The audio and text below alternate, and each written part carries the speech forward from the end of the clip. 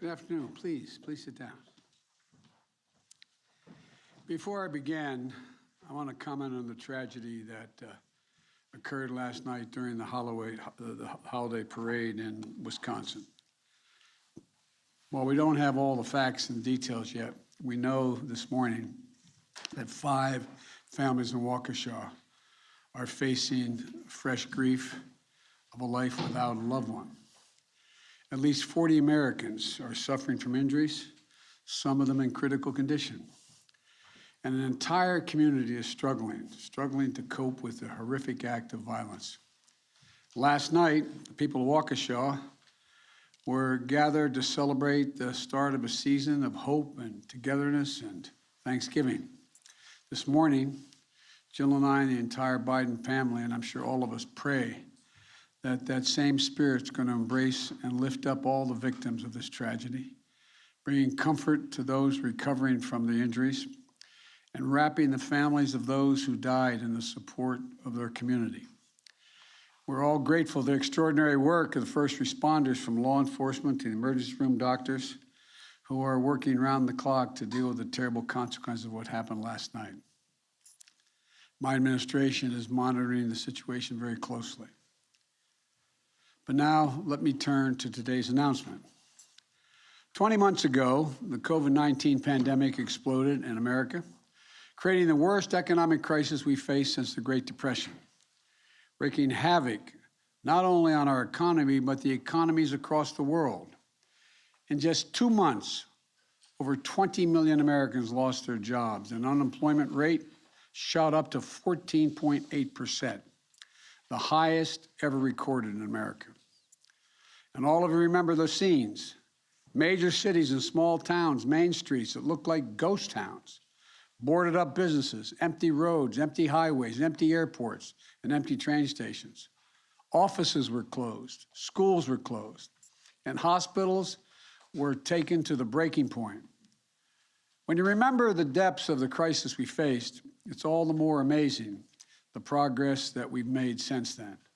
We've gone from an economy that was shut down to an economy that's leading the world in economic growth.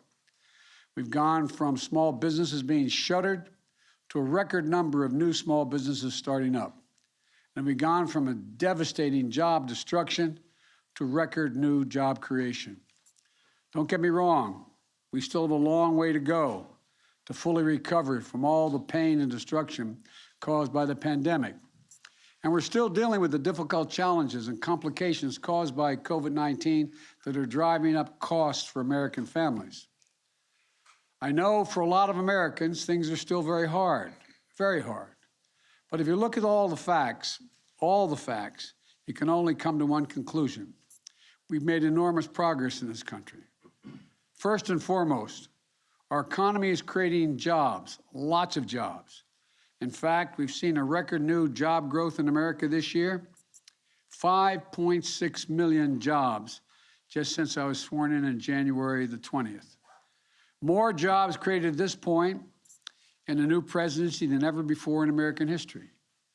We have seen a dramatic drop in the unemployment rate from a high of 14.8% in April of 2020 to 4.6% today. Earlier this year, independent experts were predicting it would take until the end of 2023 to see unemployment that low. Our economy is creating new businesses, lots of new businesses. In fact, Americans are starting small businesses at a record rate, up 30% compared to before the pandemic. Economists will tell you that an increase in new businesses is one of the best signs of an economy that's becoming more innovative and more dynamic. And that's because small businesses aren't just the heart and soul of America. They're not just the bedrock of so many communities across the country. America's small businesses are the primary job creators, innovators, and drivers that power our economic progress. That's why it's a powerful statement of the faith that we have in our country, where our country and our economy is heading. That small business creation is surging in America today, which is why I'm proud to say, if you look at my presidency so far, it's a jobs presidency, and it's a small business presidency. So, if you look at the facts, here's what the record shows. Record job creation, record economic growth, record new small business creation. That's the story that should give us confidence about the economy that we're building. Confidence in ourselves, confidence in the future. Now, after years of wages being flat or falling behind, we're also seeing something else. Things are getting better for American workers. Higher wages, better benefits, more flexible schedules. Balance sheets for American families are better as well. Savings are up, home equity is up, credit card balances are down. And if you continue and combine the wage increases we've seen with the direct relief my administration has provided to middle-class families, the typical middle-class family's disposable income has actually gone up 2% this year, even after accounting for higher prices. That's the kind of recovery, just 1 year after a crippling worldwide economic crisis, that's unprecedented. And it takes us, it makes us stand out from the rest of the world. America is the only major economy, the only one in the world where the economy is bigger today and families have more money in their pockets today than before the pandemic hit. That's even after accounting for inflation. None of our competitors internationally can say that. None. It's a testament to the hard work and perseverance of the American people. It's a testament to the effectiveness of the vaccines and our vaccination effort. And it's a testament to the economic policies we fought so hard to pass and put in place, especially the American Rescue Plan. And it's a testament to the Federal Reserve. But for all the progress we've made, we know we still are faced challenges, serious challenges. We know there's a lot of fear and uncertainty in the country. We know it's tough for families to keep up with the rising cost of gasoline, food, housing, and other essentials. It's not just an American problem. It's a worldwide problem. Doesn't make it any easier for Americans, but it's a worldwide problem. Every country is dealing with the same problems emerging from the pandemic. Supply chain bottlenecks, disruption caused by spikes in COVID-19, elevated prices. They're all taking a bite out of our family budgets. Perhaps no entity plays a more important role in navigating these challenges than the Federal Reserve, because it's the Fed's job to balance two key goals. The first is to achieve maximum employment, to get as many Americans working as possible. And the second is to keep inflation low and stable. To meet these goals is going to require patience, skill, and independence. That's why today I'm nominating Jerome Powell for a second term as chair of the Federal Reserve. And I'm nominating Lael Brainerd to take the position as vice chair of the Federal Reserve. When our country was hemorrhaging jobs last year and there was panic in our financial markets, Jay's steady and decisive leadership helped to stabilize markets and put our economy on track to a robust recovery. Jay is a believer in the benefits of what economists call maximum employment. That's an economy where companies have to compete to attract workers instead of workers competing with each other for jobs, where American workers get steady wage increases after decades of stagnation, and where the benefits of economic growth are broadly shared by everyone in the country, not just concentrated for those at the top. Jay said it well last month, and I'm going to quote him. He said, and I quote, "An economy is healthier and stronger when as many people as possible are able to work. If entrenched inequities prevent some Americans from participating fully in our labor markets, not only will they be held back from opportunities, but the economy overall will not realize its potential. And those who have historically been left behind stand the best chance of prospering in a strong economy with plentiful job opportunities," end of quote. As chair, Jay undertook a landmark review to reinforce the Federal Reserve's mission toward delivering full employment. We're making strong progress toward that goal now. And I believe Jay is the right person to see us through and finish that effort, while also addressing the threat of inflation that it poses to our families and to our economy. Jay and I have had a chance to discuss his views on priorities for the Federal Reserve in the years ahead. He's made clear to me a top priority will be to accelerate the Fed's effort to address and mitigate the risk that climate change poses to our financial system and our economy. Extreme weather has cost our economy over $600 billion over the last 10 years. We have to make sure our financial system can withstand climate change and is prepared to transition to clean energy. The Fed must be a leader among central banks globally in addressing climate-related financial risks. He's also underscored the importance of the Fed taking a more proactive role in the months and years ahead in making sure that our financial regulations are staying ahead of emerging risks, be they from innovations in cryptocurrency or the practice of less regulated non-bank financial institutions. Having served as vice president during the depths of the 2009 financial crisis, and having worked with President Obama to put in place a stronger financial rules of the road, I understand the stakes of our regulations falling asleep at the switch, regulators falling asleep at the switch. Jay, along with the other members of the Fed board that I will nominate, must ensure that we never again expose our economy and American families to those kinds of risks. I respect Jay's independence, and I also trust that he will follow through on his commitment to prioritize these issues with the skill that he has shown in his service to date. Now, some will no doubt question why I'm renominating Jay when he was the choice of a Republican predecessor. Why am I not picking a Democrat? Why am I not picking fresh blood or taking the Fed in a different direction? Put directly, at this moment, both enormous potential and enormous uncertainty for our economy, we need stability and independence at the Federal Reserve. Jay has proven the independence that I value in the federal chair, in the Fed chair. In the last administration, he stood up to unprecedented political interference, and in doing so, successfully maintained the integrity and credibility of his institution. It's just one of the many reasons why Jay has support from across the political spectrum. In 2018, he was confirmed with 84 votes in the United States Senate.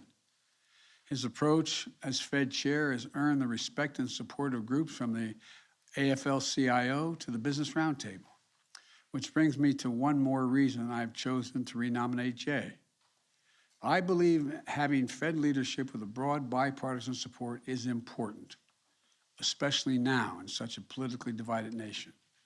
I believe we need to do everything we can to take the bitter partisanship of today's politics out of something as important as the independence and credibility of the Federal Reserve. This is vital to maintaining public trust in an independent institution like the Federal Reserve. And that is why I'm so proud as well to nominate Dr. Lael Brainard, to serve as vice chair of the Federal Reserve.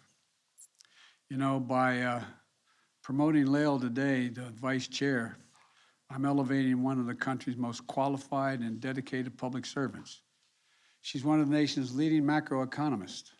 She spent years at the Treasury Department representing American capitals around the world on international economic issues. And she spent nearly the last decade as a member of the Fed, most recently working side by side with Jay as the Fed navigated historic economic and financial crises and reaffirmed its commitment to a full employment economy. Throughout her time at the Fed, Lael has also been a steadfast voice for tough rules to protect the pensions and savings of the American people. She's led the Fed's efforts to make sure the banking system serves everyone in the communities they serve, so that regardless of where you live or your background, every American can have access to credit they need to start a business, buy a home, and just have a fair chance in life. She's done pioneering work on how the Fed should account for the emerging risk of climate change to our financial system. And like Jay, her expertise and leadership have earned her the respect and support of Republicans and Democrats alike. I'm proud to nominate her to the vital role of Vice Chair of the Federal Reserve. Beyond Jay and Lael, I look forward in the coming weeks to nominating additional members of the Federal Reserve Board of Governors, including a new Vice Chair for Supervision. These individuals will help safeguard our financial system And alongside Jay and Lael's leadership, helped to support and continue this historic economic recovery. While Jay and Lael bring continuity and stability to the Fed, my additions will bring new perspectives and new voices. I also pledge that my additions will bring new diversity to the Fed, which is much needed and long overdue in my view. Last year, the pandemic shut down much of the global economy. Now there's a worldwide reawakening, and it's creating both an incredible opportunities and tough challenges. As economies all across the world come back from this pandemic, America's leading the way. Like every country in the world, we have to deal with these issues of rising costs. But we should remember, we have the skill and the tools to get it under control. While other countries are stumbling out of this pandemic, we're racing ahead because so much of the rest of our economy is doing well, because we have created so many new jobs as fast as we have. We're in a position to attack inflation from the position of strength, not weakness. In times like these, we need steady, tested, principled leadership of the Fed. We need people with sound judgment and proven courage to preserve the independence of the Fed. And we need people of character and integrity who can be trusted to keep their focus on the right long-term goals of our country, for our country. I'm confident Jay and Lael are those people. Now I'd like to give both Jay and Lael an opportunity to say a few words. And we're going to start with Jay, and then I'm going to turn to Lael. Jay, the floor is yours. You're over this side.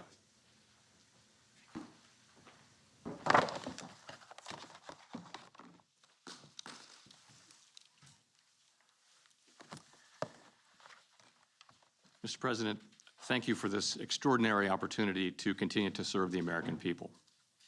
If confirmed by the Senate, I pledge to do everything within my power to meet the responsibilities that Congress has entrusted to the Federal Reserve. I'm joined today by my wife, Alyssa Leonard, and our 3 adult children, Susie, Lucy, and Sam's wife, Alyssa. Their love and support underpin and make possible all that I do. I'm also grateful to the exceptionally talented and dedicated team at the Federal Reserve, with whom it has been my great privilege to serve over the last decade. My predecessor, Secretary Janet Yellen, left the Fed in a strong position to meet every challenge, and I'm thankful for her leadership, her example, and her friendship. When COVID hit our shores, American families and businesses were 10 years into a historic economic expansion, with a robust jobs market that was reaching even those who had traditionally been left out.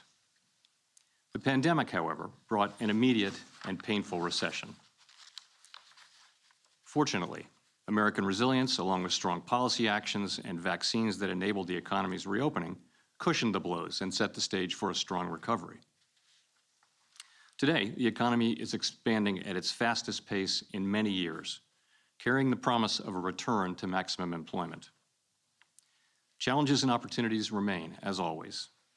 The unprecedented reopening of the economy, along with the continuing effects of the pandemic, led to supply and demand imbalances, bottlenecks, and a burst of inflation.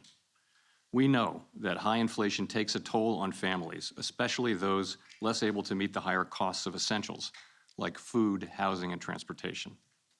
We will use our tools both to support the economy and a strong labor market and to prevent higher inflation from becoming entrenched. Other key priorities include vigilantly guarding the resilience and stability of the financial system, addressing evolving risks from climate change and cyber attacks, and facilitating the modernization of the payment system while protecting consumers. I look forward very much to continuing to work closely with my colleague of the past 7 years, Lael Brainard, as the Fed confronts these and other issues. Lael brings formidable talent, a wealth of experience, and good judgment to our work. Inside the Federal Reserve, we understand that our decisions matter for American families and communities. I strongly share that sense of mission, and I'm committed to making those decisions with objectivity and with integrity based on the best available evidence in the long-standing tradition of monetary policy independence. Mr. President, thank you again.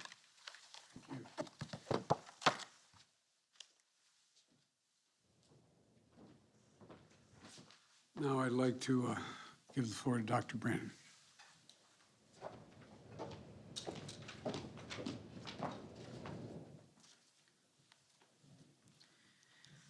Mr. President, thank you. I'm deeply honored that you're entrusting me with this responsibility at a critical time. I'm committed to putting working Americans at the center of my work at the Federal Reserve. This means getting inflation down at a time when people are focused on their jobs and how far their paychecks will go. It means supporting a growing economy that includes everyone. It means ensuring that financial markets are thriving and resilient, and the economy is sustainable for future generations. It means serving all Americans in every community across the country and ensuring the Federal Reserve reflects the diversity of the communities we serve. I was privileged to work with Chair Powell as we made every effort to protect workers, businesses, and families from the COVID financial shock with the support of Congress. And I look forward to working with him in the months and years ahead to build a durable recovery. I also want to thank Secretary Yellen, with whom I've also been privileged to work. I'm grateful to the many people who have supported my efforts. As a working mom, I'm especially grateful for the love and support of my 3 dynamic daughters, Kaylin, Kira, and Coco, who took the afternoon off from school, my deeply devoted husband, Kurt, Aunt Vivian, my sisters, and my amazing mother, Joanne, who's here with me today. I'm confident that by working together, we will see a strong recovery for all Americans. Thank you. Thank you. Well, folks, that's it. Hope you have a happy Thanksgiving. And I thank the families of the 2 nominees for being willing to support their work and what they have to do. It's going to be long hours, as you already know, long efforts, and I thank the families. Thank you all. Mr. President, what do you say to the